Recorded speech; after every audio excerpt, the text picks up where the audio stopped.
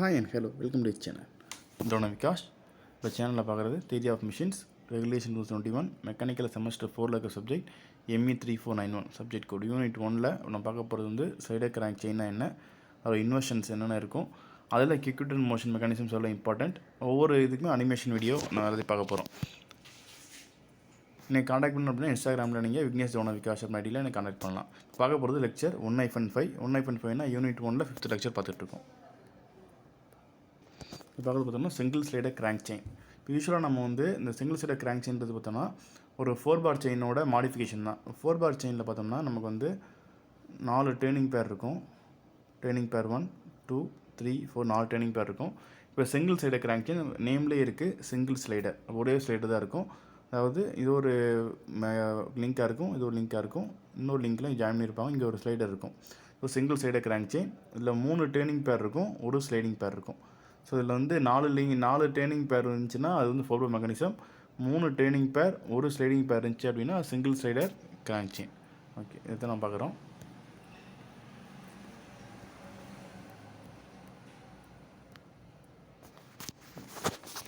இப்போ இந்த single slider crank chain இங்கே டயக்ராம் போட்டிருக்காங்க இல்லையா, இது வந்து மாடிஃபிகேஷன் ஆஃப் 4 பார் செயின். இப்போ inversion of single slider crank chain என்னென்ன இருக்குன்னு பார்க்கலாம். இன்வர்ஷன்ஸ்னால் நமக்கு ஏற்கனவே தெரியும். இன்வர்ஷன்னா வேறு ஒரு லிங்கை ஃபிக்ஸ் பண்ணி நம்ம பார்த்தா இன்வர்ஷன் அப்படின்னு சொல்லுவோம். இப்போ ஃபஸ்ட்டு இன்வர்ஷன் என்ன அப்படின்னா ஃபிக்ஸிங் த ஃப்ரேம், ஃபிக்ஸிங் த லிங்க் 1 இல்லை ஃப்ரேம் சொல்லலாம். ஃபிக்ஸிங் த ஃப்ரேம் இன் link single slider crank chain இந்த மாதிரி இருக்கிறது. இப்போ லிங்க் 4 லிங்க் இருக்குது அப்படின்னா நம்ம இதை மட்டும் ஃபிக்ஸ் பண்ணுறது, கீழே இதை மட்டும் ஃபிக்ஸ் பண்ணுறது, ஃப்ரேம் லிங்க் 1 மட்டும் ஃபிக்ஸ் பண்ணணும் அப்படின்னா நம்ம கிடைக்கிறது சிங்கிள் ஸ்லைடர் கிராங்க் செயின் கிடைக்கும். இப்போ தான் பார்த்தோம், திருப்பி போட பார்க்கலாம். அது செகண்ட் இன்வர்ஷன் என்ன அப்படின்னா ஃபிக்ஸிங் இந்த சிலிண்டர் இன் சிங்கிள் ஸ்லைடர் கிராங்க் செயின். இது சிலிண்டர் இருக்கு இல்லையா, அந்த சிலிண்டர் ஃபிக்ஸ் பண்ணுறது மூலமாக நம்ம கிடைக்கிறது இன்னொரு இன்வர்ஷன். சிங்கிள் அதில் என்னென்ன அப்ளிகேஷன் இருக்குது அப்படின்னா pendulum pump or bull engine அப்படின்ற அப்ளிகேஷன் கிடைக்கும். இப்போ தேர்ட் இன்வர்ஷன் என்ன அப்படின்னா fixing the connecting rod in single slider crank chain. இப்போ நம்ம ஃபஸ்ட்டு ஃப்ரேம் ஃபிக்ஸ் பண்ணோம், லிங்க் 1 ஃபிக்ஸ் பண்ணோம், அடுத்து சிலிண்டர் ஃபிக்ஸ் பண்ணோம், அடுத்து கேண்டிங் ராடை ஃபிக்ஸ் பண்ண போகிறோம். இது கேண்டிங் ராடை ஃபிக்ஸ் பண்ணோம் அப்படின்னா நம்ம கிடைக்கிற தேர்ட் இன்வர்ஷன் பார்த்திங்கன்னா ஆஸ்லேட்டிங் சிலிண்டர் இன்ஜின் ஓட அப்ளிகேஷன். அப்புறம் crank and slotted liver quick return motion mechanism அப்படின்னு மெக்கானிசம் கிடைக்கும். அப்புறம் இன்வர்ஷன் 4 பார்த்தீங்கன்னா ஃபிக்ஸிங் த கிராங்க். ஃபஸ்ட் நம்ம என்ன செஞ்சோம், அந்த ஃப்ரேம் லிங்க் 1 ஃபிக்ஸ் பண்ணோம், அப்புறம் சிலிண்டர் ஃபிக்ஸ் பண்ணோம், அப்புறம் கேண்டிடேட் ஃபிக்ஸ் பண்ணோம், மிச்சம் இருக்கிறது கிராங்க் மட்டும்தான். இந்த கிராங்க் ஃபிக்ஸ் பண்ணோம்னா இன்வர்ஷன் 4.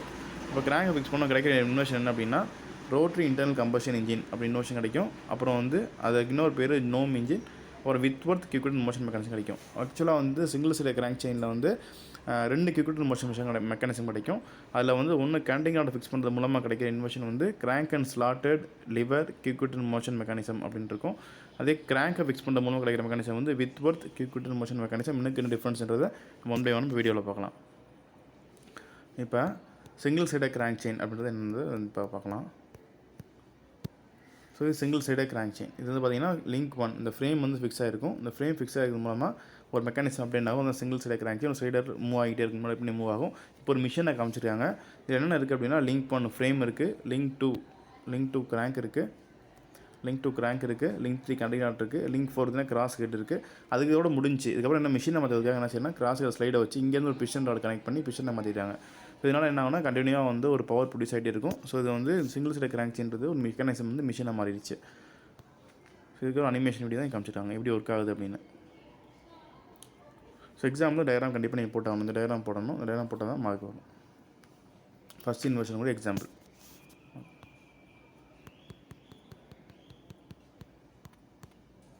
அடுத்து பார்த்தோன்னா pendulum pump or bull engine நம்ம இன்வர்ஷன் 2ல் பார்த்தோம். அது சிலிண்டர் ஃபிக்ஸ் பண்ணுறது மூலமாக கிடைக்கிறது தான் இன்வர்ஷன் 2. அப்போ இங்கே வந்து பார்த்தோம்னா என்ன ஆகும்னா இந்த கிராங்க் இருக்கு இல்லையா, அந்த கிராங்க் வந்து அப் அண்ட் டவுன் மேலே மூவ் ஆகணும், இந்த பிஸ்டன் வந்து மேலே கீழே மூவ் ஆகும். இதனால் வந்து பார்த்திங்கன்னா சக்ஷன் அப்புறம் கம்ப்ரஷன் ஸ்ட்ரோக் வந்துகிட்டே இருக்கும். இது ஒரு பம்பிங் ஆக்ஷன் நடக்கிறதுனால வந்து pendulum pump or pull engine சொல்கிறாங்க. இது அப்படி இதாகும் பாருங்க. அனிமேஷன் வீடியோ உங்களுக்கு தெரியுது எப்படி ஒர்க் ஆகும். ஸோ இது வந்து ஒரு நம்ம யூஸ் பண்ணுற வந்து டபுள் சைட் பம்ப் மாதிரி இருக்கும். 2 பக்கமே பம்ப் ஆகும். மேலே கம்ப்ரெஷன் ஆகும்போது இங்கே கம்ப்ரெஷன் நடக்கும்போது பார்த்திங்க அப்படின்னா இங்கே வந்து சக்ஷன் நடக்கும், மாறி நடக்கும். ஓகே, இது pendulum pump or bull engine. இதுக்கு டயக்ராம் போட்டு நீங்கள் 1 by 1 எக்ஸாம்பிள் எப்படி எழுதணும்னா 1 by 1 எக்ஸ்பிளைன் பண்ணணும். லிங்க் என்னன்னு சொல்லிட்டு இது எப்படி ஒர்க் பண்ணி சொல்லி ஃபுல்லாக எழுதணும். அடுத்து ஆசிலேட்டிங் சிலிண்டர் இன்ஜின். இது பார்த்திங்கன்னா இன்வர்ஷன் 3ல் நம்ம வந்து கேண்டிங் ராடை ஃபிக்ஸ் பண்ணுறது மூலமாக கிடைக்கிற இன்வர்ஷன் தான் வந்து ஆசிலேட்டிங் சிலிண்டர் இன்ஜின்.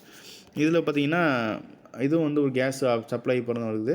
இதோட பர்பஸ் என்ன அப்படின்னா கன்வெர்ட்டிங் ரோட்டரி மோஷன் ரெசிபிரேட்டிங் மோஷன் அல்ல ரெசிபிரேட்டிங் மோஷன் ரோட்டரி மோஷன் எப்படிலாம் கன்வெர்ட் பண்ணிக்கலாம். என்ன லிங்கை ஃபிக்ஸ் பண்ணால் என்ன அப்ளிகேஷன் கிடைக்கிறது நல்லா தெளிவாக தெரிஞ்சுக்கணும். இதோட அனிமேஷன் வீடியோ கீழே போட்டிருக்கோம். ஸோ எப்படி ஒர்க் ஆகுதுன்னு பாருங்கள். ஸோ இது பேர் ஆசிலேட்டிங் சிலிண்டர் இன்ஜின்.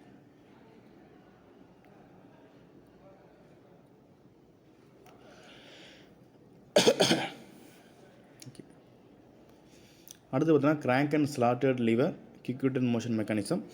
இதுக்கு ஏன் கிராங்க் அண்ட் ஸ்லாட்டட் லிவர் அப்படின்னா ஒரு கிராங்க் இருக்கும், ஒரு ஸ்லாட்டர் லிவர் இருக்கும். அது கிக்விட்டட் மோஷன் மெக்கானிசம்னா சீக்கிரம் ரிட்டர்ன் ஆகும். அதாவது ஆக்சுவலாக பார்த்தோம்னா நம்ம கட்டிங் ஸ்ட்ரோக் ரிட்டர்ன் ஸ்ட்ரோக்னு இருக்கும்.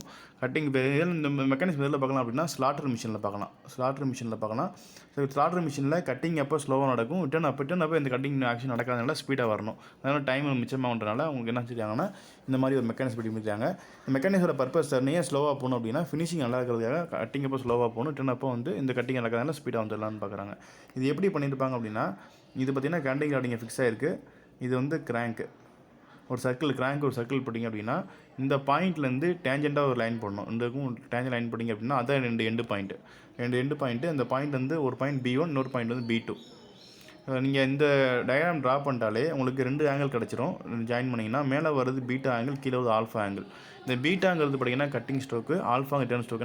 ஆங்கிள் அதிகமாக இருக்கனால கட்டிங் ஸ்ட்ரோக், இது ஆல்ஃபாங்கிறது ஆங்கிள் கம்மியாக இருக்கனால ரிட்டர்ன் ஸ்ட்ரோக். இது வந்து இது கட்டிங் ஸ்ட்ரோக், ரிட்டர்ன் ஸ்ட்ரோக். இப்போ பார்த்தீங்கன்னா இப்போ நம்ம என்ன செஞ்சுருக்கோம்னா நம்மளோட ஃபெசிலிட்டிக்காக இந்த ஸ்லாட்டர் பாரில் இந்த ஒரு பிஸ்டன் ஒரு ரேம் க்ரியேட் பண்ணிவிட்டு இது கனெக்டட் கிராங்கோட போட்டிருக்கோம். இப்போ கிராங்க் ரொட்டேட் ஆச்சு அப்படின்னா இந்த ஸ்லாட்டர் பாரில் இந்த ஸ்லைடர் மூவ் ஆகும். பார்த்தீங்கன்னா P ஆக்டிவேட் ஆகி 5th லிங்க் ஆக்டிவேட் ஆகி 6th link front and back move ஆகும். இதான் நம்ம ஆக்ஷன் பார்த்துட்ருக்கோம். ஸ்லாட்டிங் மிஷினில் இருக்கிற ஒரு ஆக்ஷன் பார்க்குறோம். இது சில இதில் ஸ்டேப்பர் மிஷினில் வச்சுருப்பாங்க. இப்போ நம்ம வந்து இது பீட்டா இது ஆல்ஃபான்னு சொல்லும்போது இந்த ஆங்கிள் இருக்குல்ல 90 டிகிரி எக்ஸாக்ட் 90 டிகிரி இருக்கும். ஸோ இது 90 டிகிரி, இது ஆல்ஃபா பை 2 அப்படின்னா இந்த ஆங்கிள் வந்து 90 மைனஸ் ஆல்ஃபா பை 2 இருக்கும். ஸோ இதுதான் ஒர்க்கிங் பிரின்சிபல். என்ன நடக்குன்றதை பார்க்கலாம். இப்போ இந்த ஸ்லாட்டர் வந்து B1 இருக்குன்னு வச்சுக்குவோம். ஸ்லாட்டர் B1 இருக்கும்போது இந்த ஸ்லாட்டர் வந்து ரொட்டேட் ஆகுது, கிராங்க் ரொட்டேட் ஆகுது. அப்போ இந்த B1லேருந்து B2 வரைக்கும் மூவ் ஆகும். இவ்வளோ தூரம் மூவ் ஆகிட்டு வந்து இங்கே B2வில் நிற்கும். B2வில் வந்து கட்டிங் ஸ்ட்ரோக் முடிஞ்சிடும். ரிட்டர்ன் ஸ்ட்ரோக் அப்போ B2லேருந்து B1க்கு வேகமாக வந்துடும். இதனால் பார்த்திங்க அப்படின்னா உங்களுக்கு கட்டிங் ஸ்ட்ரோக் ஸ்லோவாகவும் ஃபினிஷிங் நல்லாவும் ரிட்டர்ன் ஸ்ட்ரோக் ஸ்பீடாகவும் கிடைக்கும். இவ்வளோ தான் crank and slotted liver motion mechanism. இந்த டயக்ராம் பார்த்தோம் அப்படின்னா SS ரத்தன் புக்கில் இருக்கும். நான் அதில் தான் எடுத்திருக்கேன். குருமி புக்கில் லோக்கல் ஆதர் புக்கில் ஃபாலோ பண்ணிங்க அப்படின்னா உங்களுக்கு இந்த மாதிரி டயக்ராம் தான் இருக்கும். இந்த டயக்ராம் இதை நீங்கள் போட்டாலும் சரி, இந்த டயக்ராம் போட்டாலும் கரெக்ட் தான். அதே சமயத்தில் இந்த டயக்ராம் போட்டாலும் கரெக்ட் தான். ரெண்டுக்குமே மார்க் இருக்குது. இந்த டயக்ராம் ஈஸியாகனால இந்த டயக்ராம் நான் ப்ரிஃபர் பண்ணுறேன் உங்களுக்கு.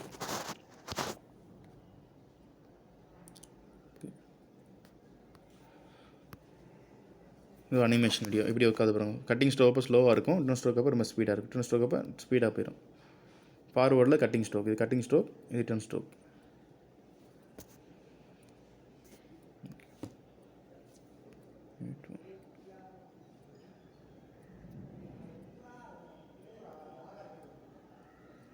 சரி, கீழே வந்து ME84 தப்பாக இருக்குது. Theory of machines. ஓகே, அடுத்து பார்த்திங்கன்னா ரோட்டரி இன்டர்னல் கம்பஷன் இன்ஜின். இது கிராங்கை ஃபிக்ஸ் பண்ணுறது மூலமாக கிடைக்க இன்வெர்ஷன் தான் வந்து rotary internal combustion engine or gnome engine. நார்மலாக பார்த்தோம் அப்படின்னா கிராங்க் ரொட்டேட் ஆகும். ஆனால் இந்த இன்ஜினில் பார்த்திங்க அப்படின்னா கிராங்க் ஃபிக்ஸடாக இருக்கும், சிலிண்டர் ரொட்டேட் ஆக போகுது. நம்ம ஏற்கனவே பார்த்துருக்கோம் இந்த மாதிரி ஒரு இதில் கிராங்க் ரொட்டேட் ஆகும்போது தான் வந்து என்ன ஆகும்னா சிலிண்டர் ஃபிக்ஸடாக இருக்கும், slider front and back move ஆகிட்டு இருக்கும். ஆனால் இந்த மாதிரி இன்ஜினில் பார்த்தோம் அப்படின்னா கிராங்க் வந்து ஃபிக்ஸடாக இருக்கும், சிலிண்டர் வந்து மூவ் ஆகிட்டே இருக்கும், ரொட்டேட் ஆகிட்டே இருக்கும். இந்த மாதிரி இன்ஜின் எங்கே இருந்துச்சு அப்படின்னா ஏர்கிராஃப்ட்டில் யூஸ் பண்ணியிருந்தாங்க. இது பழைய இதில். ஏன்னா இது வந்து இன்ஜின் இப்போ வெயிட் ரொம்ப அதிகமாக இருக்கனால இப்போ இந்த மாதிரி இன்ஜின்லாம் யூஸ் பண்ணுறதில்ல. அவங்க இப்போ மாடிஃபை ஐசி இன்ஜின்ஸ் அப்புறம் வந்து டர்பைன்ஸ் இந்த மாதிரி யூஸ் பண்ண ஆரம்பிச்சிட்டாங்க ஏர்கிராஃப்ட்டில். இது அனிமேஷன்ஸ் பார்க்கலாம்.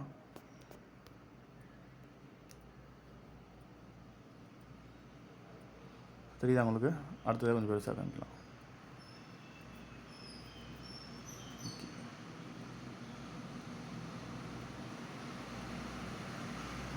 பார்த்தீங்கன்னா கிராங்க் ஃபிக்ஸடாக இருக்குது, சிலிண்டர் ரொட்டேட்டே இருக்குது. இதை ஒவ்வொரு சிலிண்டர்லையும் ஒவ்வொரு பவர் ஸ்ட்ரோக்கு, ஒவ்வொரு செக்ஷன், ஒரு கம்ப்ரெஷன் நடக்கும். இதெல்லாம் கண்டினியூஸ் பவர் வந்து இன்ஜின் கிடச்சிக்கிட்டே இருக்கும். இது பழைய காலத்தில் ஏர்கிராஃப்ட் யூஸ் பண்ணிக்கிட்டு இந்த இன்ஜின் வந்து இப்போ வெயிட் அதிகமாக இருக்குன்றனால, ஸ்பேஸ் அதிகமாக இருக்கிறனால இந்த இன்ஜின் இப்போ யூஸ் பண்ணுறதில்ல. அடுத்து with worth kick motion mechanism பார்க்க போகிற கடைசி மெக்கானிசம். இது பார்த்திங்கன்னா கிராங்கை ஃபிக்ஸ் பண்ண மூலமாக கிடைக்கும். இது கிராங்க்கு, இது வந்து கண்டிங் ராட், இது ஃப்ரேமு, இது பார்த்திங்கன்னா சிலிண்டர். இப்போ நம்ம வந்து கிராங்கை ஃபிக்ஸ் பண்ணிட்டோம். இப்போ இதோட மெக்கானிசம் முடியல. இது என்ன செய்கிறோன்னா நம்மளோட வசதிக்காக ஒரு லிங்க் எக்ஸ்டெண்ட் பண்ணுறோம். ஒரு லிங்க் எக்ஸ்டெண்ட் பண்ணி ஆறுன்ற ரேமோட கனெக்ட் பண்ணியிருக்கோம். ஸோ தட் என்ன ஆகுனா இந்த ஸ்லைட்டை மூவ் பண்ணுறதுனால இந்த பி மூவ் ஆகும், பி மூவில் ஆறு மூவ் ஆகும். அதான் இங்கே மெக்கானிசம். இந்த டயக்ராம் கம்பல்சரி போட்டாகணும் எக்ஸாமில். அப்போ தான் வந்து இங்கே ஸ்டெப் பை ஸ்டெப் பார்த்தீங்கன்னா ஈஸியாக இருக்கும், ஒன்றும் கஷ்டம்லாம் இல்லை. இந்த டயக்ராம் எப்படி வரைன்றதை பண்ணி பார்க்கலாம்.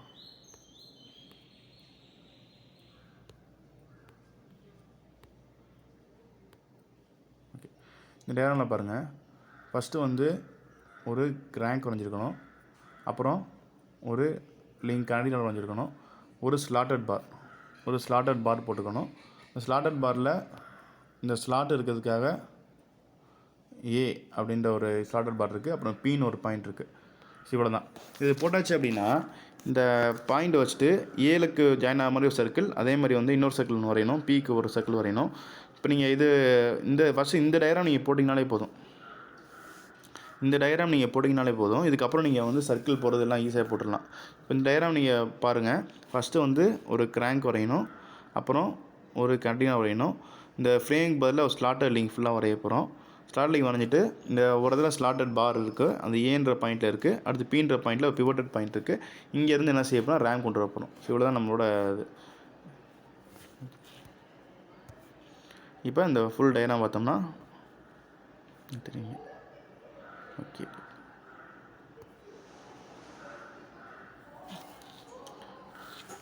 இப்போ நம்ம ஃபஸ்ட் டயக்ராமில் பார்த்தோம்னா ஏக்கு மட்டும் ஒரு சர்க்கிள் போட்டிருந்தோம், இப்போ பிக்கு சர்க்கிள் போட்டுருக்கோம். டோட்டலாகவே காமிக்கிறேன் நான்.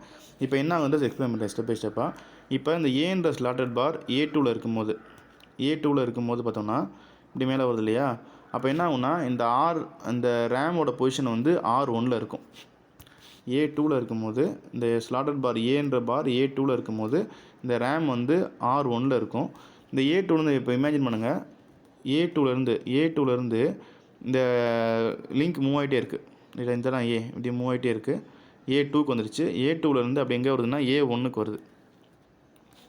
ஏ1க்கு வரும்போது இந்த ரேம் எங்கே இருக்கும் அப்படின்னா R2ல் இருக்கும்.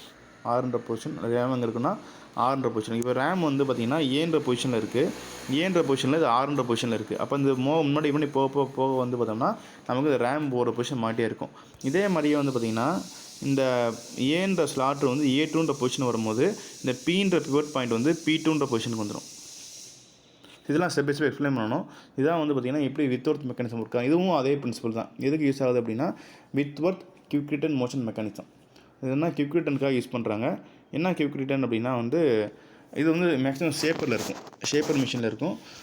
இது இந்த மாதிரி கிராங்க் வந்து நம்ம ஃபிக்ஸ் பண்ணிக்கிறனால என்ன ஆகும் அப்படின்னா இந்த ஃப்ரேம் வந்து நமக்கு வந்து கிராங்க் மாதிரி ஃபுல் ரொட்டேஷன் இருக்கனால நமக்கு லென்த் வந்து ரொம்ப அதிகமாகிடும். ஷேப்பர் மிஷின் பார்த்திங்கன்னா ரொம்ப லென்த்தாக இருக்கும், அதே மாதிரி பெருசாகவும் இருக்கும். ஸ்லாட்டர் மிஷின் பார்த்திங்க அப்படின்னா உங்களுக்கு வந்து ஹைட்டாக இருக்கும். ஏன்னா அங்கே வந்து கிராங்க் அண்ட் ஸ்லாட்டர் லெவலில் யூஸ் பண்ணுவாங்க. ஷேப்பரில் வந்து இந்த யூஸ் பண்ணுவாங்க, வித் ஒர்த் மெக்கானிசம் யூஸ் பண்ணுவாங்க. இது வித் ஒர்த் மெக்கானிக்ஸோட அனிமேஷன் டயக்ராம்.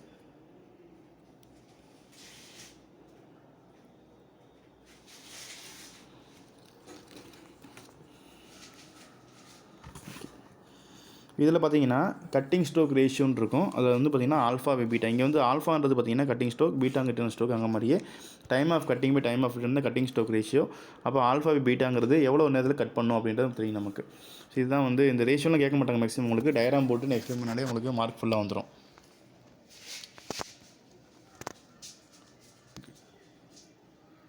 கண்டிப்பாக யூஸ்ஃபுல்லாக நம்புறேன். உங்களுக்கு கொஸ்டினில் எப்படி கேட்பாங்க அப்படின்னா தனியாக குவிக் மோஷன் மெக்கானிசம் மட்டும் கேட்கலாம், இல்லை அப்படின்னா என்டையர் சைடாக கிராங்க் ஃபுல்லாகவே கேட்கலாம்.